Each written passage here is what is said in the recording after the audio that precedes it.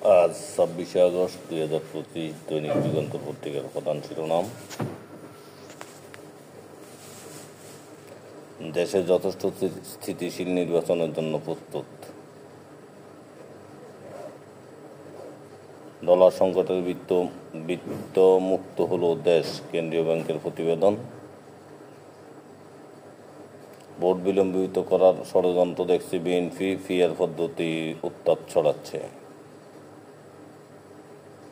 দারিদ্র্য বেড়ে 27.93%।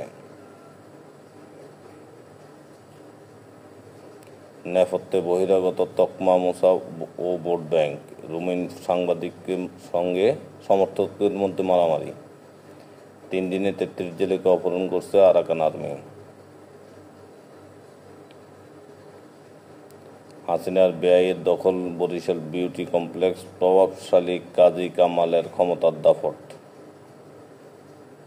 জাতীয় নির্বাচন আগে ছাত্র সংসদের নির্বাচন চ্যালেঞ্জিং, আইনশৃঙ্খলা কোর কমিটির সভায় গোয়েন্দা প্রতিবেদন।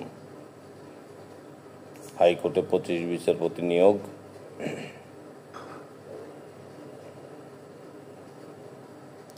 রুমিন সহ যে কোনো নারীর প্রতি স্লাট শেমিংয়ের বিরুদ্ধে আমার অবস্থান স্পষ্ট।